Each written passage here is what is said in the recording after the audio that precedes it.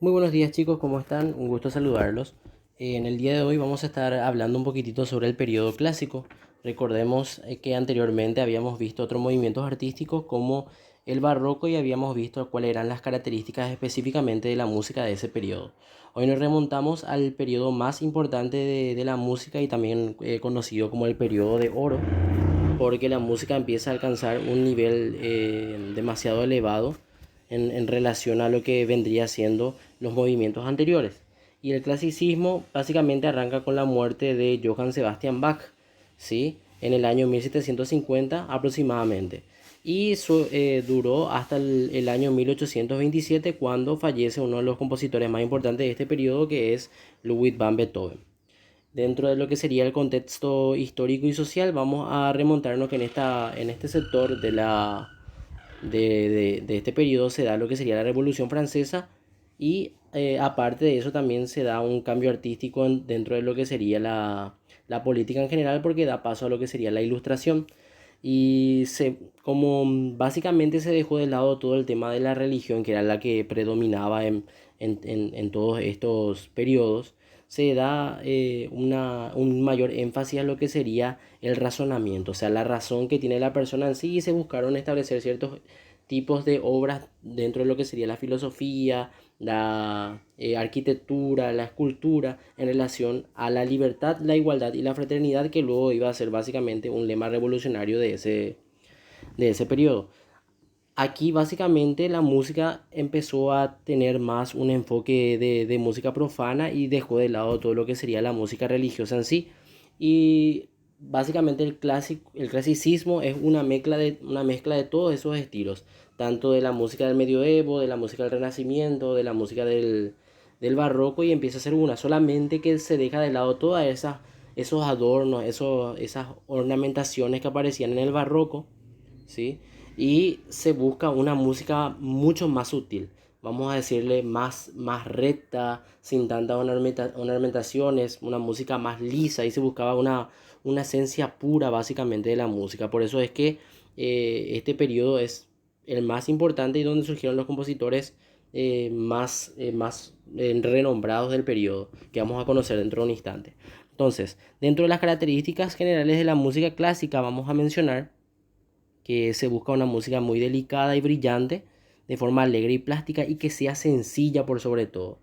Recordemos, en el barroco estaba sobrecargado de adornos, aquí se busca una música mucho más sencilla, que tiene aproximadamente 4 a 8 frases básicamente en los compases, ¿sí? Sin mucha variación. También hay un cambio dentro de lo que sería los movimientos. Hay obras extensas, pero que se dividen otra vez en diferentes tipos de movimientos. O sea que vamos a decirle que es una música que dura 20 minutos, pero se divide en movimientos que pueden ser con diferencia en las velocidades, ¿verdad? Dentro de lo que sería, algunos pueden ser andante, o sea, muy lento, otros pueden ser alegro, que es mucho más veloz, y así sucesivamente van cambiando esos movimientos. Y también que se recurre a todo lo que sería la música folclórica, es por eso que deja de lado lo que sería la música religiosa en sí. Además, lo que ya había mencionado, se forman frases de 8 compases divididos en dos periodos de 4 y 4, o de 16 o de 6, ¿sí? Además, el ritmo empieza a ser más natural y más variado. La orquesta que antes nosotros escuchábamos en el barroco, que había la famosa, el concierto grosso, el concerto grosso, que era una obra musical donde estaba la orquesta, pero había en ciertos momentos la aparición de un solista, o sea, de un solo, generalmente era el violinista que hacía una introducción totalmente en solo, y luego se volvía a formar la orquesta a tocar todo junto, ¿verdad? En el caso del clasicismo es todos los instrumentos por igual y se forma la famosa orquesta que nosotros conocemos, que están formados por tres sesiones, que tienen que ver el primero con los instrumentos de cuerda, el segundo con los instrumentos de viento y la tercera sesión con los instrumentos de percusión. También las tonalidades empiezan a variar, empiezan a utilizarse más los tonos mayores y dejar de lado lo que serían los tonos menores. Por eso generalmente las músicas de este periodo son más alegres. El clasicismo se expresa sobre todo en la forma de la sonata, la sinfonía, la serenata, la casación y el divertimento, que son los tipos de formas musicales que se dieron en este periodo. Y también cabe mencionar que se hace el famoso concierto clásico, que es uno de los principales, donde básicamente se reunían todas las personas en un teatro de ese periodo y la música se cobraba. O sea, ellos por interpretar las obras ya había un cambio aparte que sería de recibir el dinero. Seguían trabajando igual los músicos dentro de lo que serían la realeza, con la gente de mayor dinero, pero ya era más, o sea, la música ya se trasladaba a todos específicamente, no era más centrado a la burguesía, sino que también era trasladado a la gente proletariada. Obviamente al final favoreció y desfavoreció también, porque al cobrarse los conciertos que se hacían en los teatros o en las plazas públicas, no, las personas que no tenían el dinero obviamente no podían asistir. Bien, entonces las formas de la música clásica de este periodo eran la sonata, que ya conocimos, la sinfonía, la cantata, la ópera, el concierto, la serenata, la casación y el divertimento. Tranquilos que vamos a ir escuchando después algunas obras para que ustedes puedan conocer un poquitito sobre estas formas musicales. Y vamos a hablar sobre uno de los compositores más exitosos de este periodo, que es Wolfgang Amadeus Mozart, uno de los más grandes genios de la música, ya que desde pequeño tuvo, digamos, ese talento, esa predisposición. Y mencionamos primeramente una de sus obras, que es la famosa canción Estrellita, que se suele cantar, o la mayoría conocen, que es una de las canciones que él escribió teniendo aproximadamente 4 años de edad. Y no solamente hizo la composición, sino que también le hizo la obra dentro de lo que sería la partitura. Pero por eso es considerado el niño prodigio o el niño genio, absoluto, irrepetible y uno de los más importantes dentro de la música. Fue un compositor austríaco que se manifestó en una ocasión, Joseph Haydn, es un compositor muy importante también de este periodo, y le dijo al padre de Wolfgang Amadeus Mozart, Joseph, le dijo que su hijo era el más grande compositor que conoce como persona. Y es uno de los más grandes representantes de la Trinidad, que venían a ser Beethoven, Haydn, obviamente, y Mozart. Era un genio absoluto, irrepetible y autor de una música que aún se conserva intacta, toda su frescura y la capacidad para sorprender y emocionar a las personas.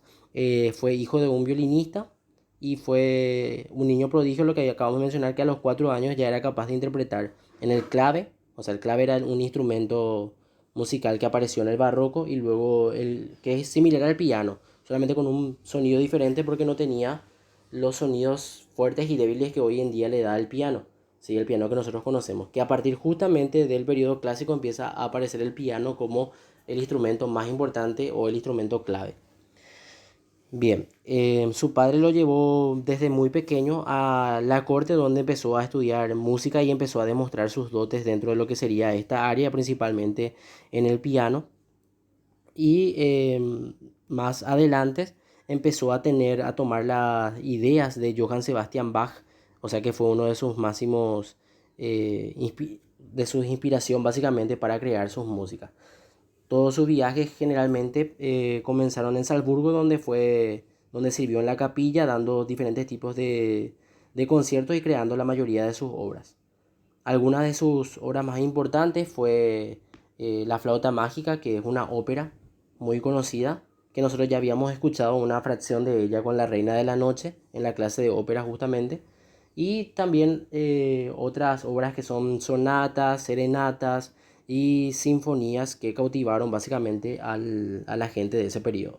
Falleció muy temprano por problemas de salud, pero dejó diferentes tipos de obras, como 5 conciertos para violín, conciertos en mi bemol mayor, para piano y orquesta, conciertos para 2 pianos, las óperas como La boda de Fígaro, Don Giovanni, La flauta mágica, El rapto del Ceraldo, Così tam tutte, concierto para piano y orquesta, y cuartetos de cuerdas, sonatas, y el Requiem, que fue la última obra que no llegó a terminar justamente porque falleció de tuberculosis a la edad de 35 años y no pudo terminar la obra.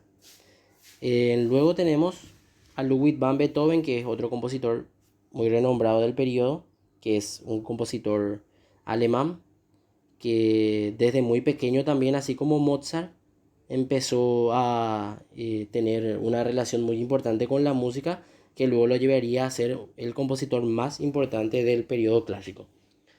Beethoven no comenzó hasta en el año 1779, cuando entró en contacto con un organista que se llamaba Christian Gottropf, quien se convirtió básicamente en su maestro y estudió con Johann Sebastian Bach antes de justamente que falleciera. Por eso tiene todas las características del periodo barroco también, la música clásica. Pero cabe destacar que cuando iba finalizando, o sea, cuando Beethoven empezó a ir terminando básicamente su temporada dentro de la música, empezó a cambiar un poco el estilo que luego vamos a conocer en el siguiente periodo, que es el romanticismo, que es básicamente un nuevo estilo musical que se caracteriza por darle mayor expresividad a la música, y fue Beethoven justamente también uno de los precursores. Por eso es que cuando Beethoven fallece, entra el romanticismo como eje principal dentro de lo que serían los movimientos artísticos.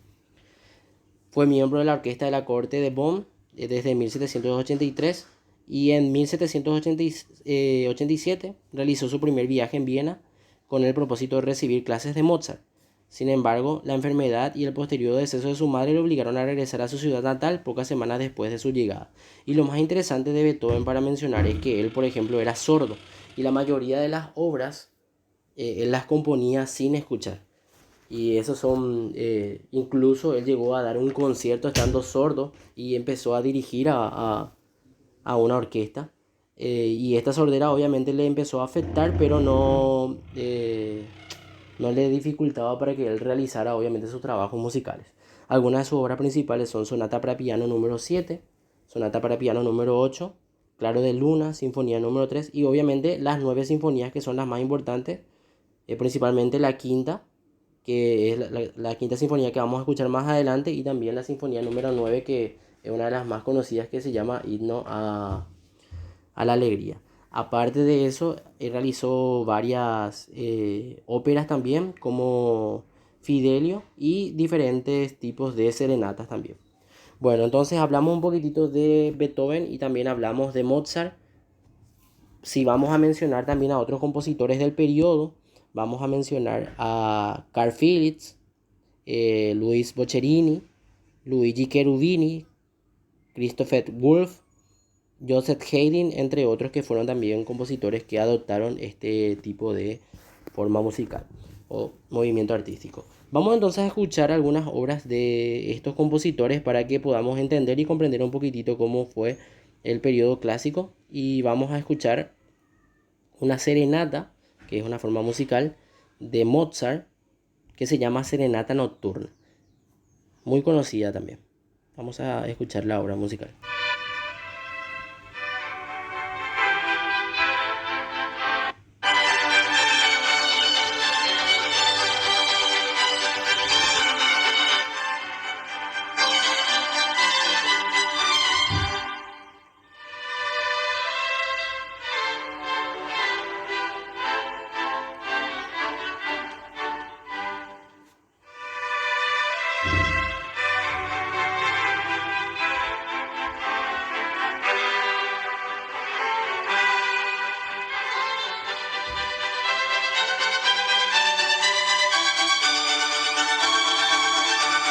Bueno, si escuchamos, por ejemplo, los videos anteriores de la música barroca, nos damos cuenta que esta obra, por ejemplo, es mucho más sencilla.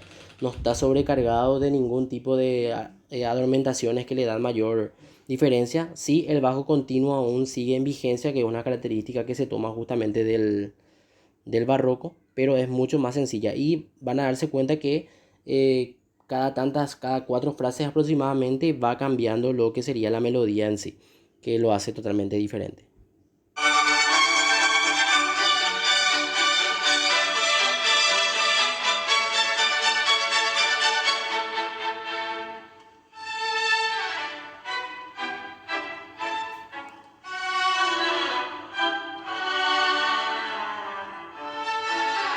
Ok, ya si escuchábamos entonces esta obra, yo le voy a dejar el enlace también para que ustedes puedan escuchar completamente la obra musical y puedan entender un poquitito más. Bien, entonces vamos a hacer el primer ejercicio, que dice: escucha atentamente los ejemplos musicales y luego anota los datos requeridos. Y vamos al número 1 y vamos a poner como el nombre de la obra, que sería en este caso Pequeña Serenata Nocturna, es el nombre de la obra. El estilo sería serenata. El periodo obviamente es clásico. El género es instrumental. Y el compositor es Mozart, Amadeus Mozart. Entonces tenemos la obra número 1. Ahora vamos a escuchar otra obra, pero ahora vamos a tomar a Beethoven con la sinfonía número 5, que es demasiado conocida. Escuchemos.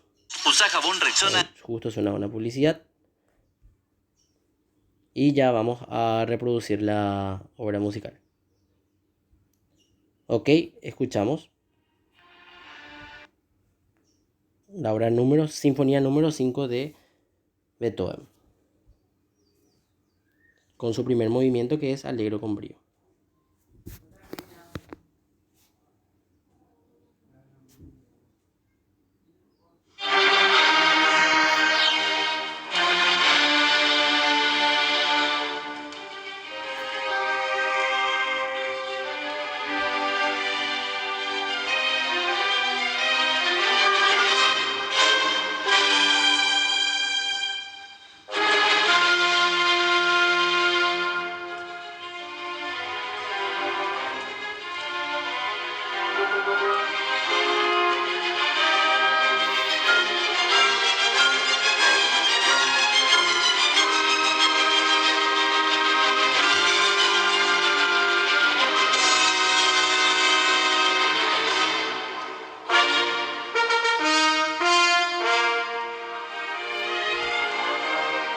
Ok, así escuchamos entonces este fragmento de la obra. Y vamos a hacer entonces el número 2, que dice obra, en este caso sería Sinfonía número 5. Sinfonía número 5. El estilo sería obviamente sinfonía. El periodo es clásico. El género sería orquestal, componer orquesta. Y el compositor sería Ludwig van Beethoven. Entonces escuchábamos así estas obras y aprendimos sobre el periodo clásico. Más abajo ustedes tienen para completar otros ejercicios que van a hacerlos ustedes solos ya. Y nada más. Un abrazo para todos, chicos. Cualquier duda o consulta me preguntan y con gusto les voy a estar ayudando. Un abrazo para todos.